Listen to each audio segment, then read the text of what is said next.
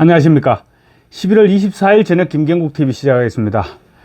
이재명 주변에서 참 많은 사람들이 극단적 선택을 했죠. 성남시장과 경기도지사를 거치면서 이재명 주변에서 극단적 선택을 한 사람은 4명이었는데 그 가운데서 고 김문기 전 성남도시개발공사 개발 1처장과 전형수 전 비서실장이 지금 대표적 피해자로 거론되고 있죠. 이재명이 시켰던 일들에 대한 책임이 자신에게 돌아오니 그 무게감을 감당하지 못해서 불행한 선택을 했던 것이 아니냐, 이런 추측이 나돌고 있고, 또 전형수 씨의 경우 그런 내용의 유서도 남겼습니다. 그런데 성남시에서 또 다른 희생자가 나올 뻔했다고 유동규 전 성남도시개발공사 기획본부장이 TV조선 유튜브에 출연해서 주장했습니다. 이재명이 성남시장 시절 친형 정신병원 강제 입원 논란이 있었는데 굉장히 시끄러웠죠. 거기에 연루될 뻔했던 보건소장 얘기입니다. 이재명은 당시 형과의 관계가 극도로 악화되어 있었습니다. 이재명과 형의 관계는 성남시청 공무원들 대부분이 다 알고 있었던 그런 얘기죠. 이때가 바로 한밤중에 전화를 걸어서 형수에게 쌍욕을 했던 그때의 이야기입니다. 유동규 씨에 따르면 이재명은 형 이재선 씨를 정신병원에 입원시켜버리고 싶었는데 당시 보건소장이 전혀 말을 듣지 않았다는 것입니다. 그때 당시 구급 공무원으로 시작해서 성남시 보건과장까지 올라와 있었던 사람이 있었는데 A씨라고 한다면 이 A씨에게 이재명이 은근히 떠봤다는 것입니다. 당시 이재명과 형 이재선 씨가 극단적으로 불편한 관계였다는 사실을 성남시 공무원들은 다들 알고 있었으니까 그런 형을 정신병원에 입원시켜야 되는데 보건소장이 말을 듣지 않는다. 당신이 보건소장으로 부임하면 처리할 수 있겠어? 이런 식으로 떠봤겠죠. 그런데 A씨는 국장을 시켜주면 하겠다, 이렇게 대답을 했다고 합니다. 성남시 보건소장이 아마 국장급이었던 것으로 보입니다. 그래서 이재명은 보건과장을 진짜로 국장으로 승진시켰다고 합니다. 정말로 강제로라도 형을 정신병원에 입원시키려고 했던 것입니다. 그만큼 사이가 안 좋았던 것인데 승진을 시켜가면서까지 형을 정신병원에 보내려고 했던 것입니다. 보건소장을 바꿔놓은 다음에 백모 씨, 그러니까 이재명의 수행비서를 했던 깡패 출신으로 알려져 있던 인물입니다. 이 백모 비서가 형 이재선 씨를 잡아두고 A 보건소장한테 전화를 걸어서 앰뷸런스를 빨리 보내라고 독촉을 했다고 합니다. 앰뷸런스만 오면 바로 정신병으로 보내버린다는 그런 계획이었던 것이죠. 그런데 이 보건소장이 앰뷸런스를 끝내 보내지 않았다고 합니다. 당시 유동규 씨가 시청에 들어갔더니 백모 비서가 씩씩거리면서 그런 얘기를 하더란 것입니다. 자기가 이재선 씨를 꽉 붙잡아 놓고 앰뷸런스만 오면 실어서 보내버리면 끝나는데 앰뷸런스를 끝까지 보내지 않아서 실패했다고 얘기하더라는 것입니다. 이재명은 일단 저질러 놓고 보자, 이런 생각을 했는데 보건소장은 막상 그 조건으로 승진을 해서 보건소장 자리에 앉기는 했지만 그런데 막상 실행을 하려니까 또 무섭죠. 그래서 갈등을 하다가 결국은 보내지 않았던 것입니다. 정신병원에 입원시킬 조건이 맞았다면 고민하지 않았겠지만 멀쩡한 사람을 정신병원에 보낼 수는 없었던 것입니다. 그래서 이재명의 계획은 끝내 무산됐는데요.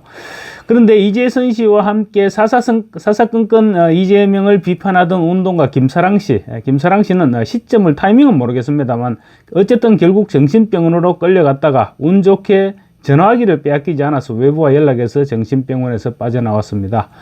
만약에 이 보건소장이 그때 앰뷸런스를 보내서 이재선 씨가 정신병원에 보내졌더라면 결국 이 사람도 책임을 질 수밖에 없었을 것입니다. 이재명이야 당연히 나는 시키지 않았는데 백비서와 A 보건소장이 과잉 충성을 했던 것 같다, 이런 식으로 빠져나가려 했지 않았겠습니까? 과정이 어찌됐건 간에 그 A 보건소장은 책임질 수밖에 없고, 또 모르긴 해도 사람을 강제로 정신병원에 입원시켰으면 당연히 구속감이 되겠죠.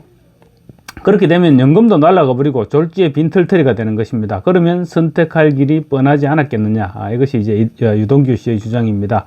실제로 전형수 씨는 비서실장으로 재직하면서 온갖 구전 일들을 처리했던 것으로 알려지고 있고, 또 성남FC 후원금 모집과 관련해서도 역할을 했던 것으로 알려지고 있습니다. 고 전형수 씨는 유서에 성남FC 후원금과 관련해서 자신은 억울하다, 이렇게 적기도 했습니다. 유동규 씨에 따르면 현재 위정교사 사건으로 재판을 받고 있는 그때 그 위정을 시킬 때 김진성 씨에게 처음으로 연락을 취했던 것도 전형수 비서실장이었다고 합니다. 김문기 씨 역시 마찬가지입니다. 대장동 사건으로 이재명에게 일주일에 서너 차례씩 독대 보고를 했는데도 보고를 하고 나오면 굉장히 힘들어했다고 하죠. 결국은 힘들어했던 이유를 추측을 해보자면 결국은 이재명이 대장동 사업과 관련해서 잘못된 부분에 대해서는 이재명 본인은 모르는 일이다 이렇게 잡아떼니까 김문기 씨 입장에서는 자칫하면 자기가 책임을 떠안을 수도 있겠다 이런 생각을 했기 때문에 힘들지 않았을까 이런 추측도 가능할 것 같습니다. 그러던 차에 자기를 감싸 안아줘야 할 회사에서조차 사전정보 누설 혐의로 중징계를 결정했다 이런 통보를 받고는 김문기 씨 역시 극단적인 선택을 해버렸던 것입니다. 검찰에서 기소를 하면 자기 잘못과는 무관하게 구속되고 또 추징금으로 전 재산을 날릴 수도 있는 그런 상황을 감당하기 힘들었기 때문에 결국 극단적인 선택을 했을 가능성이 높아 보입니다. 이재명이 경기도지사 시절 비서실장을 했던 정모 씨도 결국 이번에 법인카드 불법 사용 등과 관련해서 업무상 배임 혐의로 기소됐죠. 이재명을 제외한 실세 권력자인 정진상이나 김현지 이런 사람들은 빠지고 직급이 높은 비서실장이 결국은 책임을 지고 기소를 당한 것입니다. 모진놈, 우리 속담에 모진놈 옆에 있으면 벼락 맞는다 이런 말이 있는데 이재명의 곁에 있던 사람들은 이렇게 벼락 맞을 확률이 굉장히 높아지는 것입니다. 다시 아까 그 보건소장 이야기로 돌아가면 유동규 씨는 이재명을 수행하던 백모 비서에게 씩씩거리게 된 이유를 설명 듣고 그 보건소장에게 당시 전화를 걸어서 자초지종을 물어봤다고 합니다. 그랬더니 보건소장이 쭉 설명을 하면서 침통한 목소리로 나 그거 못해, 그거 하면 감옥 가 이렇게 말하더란 것입니다. 국장으로 승진시켜준 데 대한 보답으로 만약에 앰뷸런스를 보냈더라면 계획은 실행됐을 것이고 사건은 굉장히 커질 수밖에 없었을 것입니다. 아까도 말씀드렸지만 이재명은 분명히 발뺌을 했을 것이고 이재명의 지시를 받았다는 사실을 입증하기는 쉽지 않았을 것이죠. 결국 보건소장 구속됐을 것이고 국업공무원으로 시작해서 수십 년간 근 30년 가까이 되겠죠. 그동안 공직 생활의 결과물인 연금이 날아가 버리면서 가족들의 인생까지 함께 파탄이 난다 이렇게 생각하면 연금이라도 지키자 그렇게 생각했을 때는 선택할 방법이 하나밖에 없게 되는 것입니다. 그때 독한 마음 먹고 앰뷸런스를 보내지 않았기 때문에 보건소장은 자신도 지키고 가족도 지킬 수 있었다는 것입니다. 듣고 보니까 틀린 말도 아닌 것 같습니다. 아마도 나중에 김문기 씨나 전형수 씨의 극단적 선택 소식을 전해 들었을 때 이 보건소장은 아마 가슴을 쓸어내리지 않았을까 싶습니다.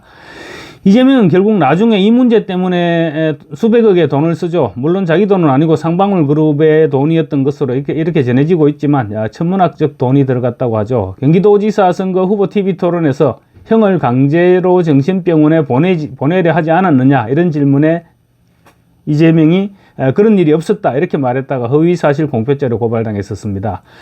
당시 경기도지사직이 날아갈 위기에 처하자 1심 판사와 권순일 대법관에 대한 로비로 최종 무죄를 선고받았다는 것이 이화영이 구치소에서 변호사에게 말했던 재판 거래의 내용입니다.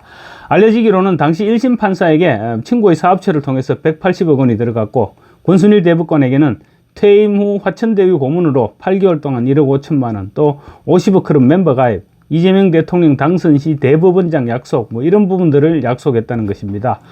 유동규 씨가 이재명의 주변에 있다가 벼락을 맞았던 과정을 들여다보면 이재명 주변에서 일어난 일들은 그야말로 무서운 일들이 많습니다. 유동규 씨가 처음 대장동 주범으로 몰렸던 것도 알고 보니까 유동규 자신은 의형제 관계를 맺고 정말로 친형제처럼 생각했던 정진상과 김용 이런 사람들이 처음부터 자신을 주범으로 몰아가기로 철저하게 계획을 했던 것이라고 합니다. 남욱 변호사는 김만배가 사건 초반 자신에게 대장동의 주범은 유동규로 몰아갈 것이고 유동규는 구속될 거야 라고 말했다고 재판에서 증언을 했다고 합니다.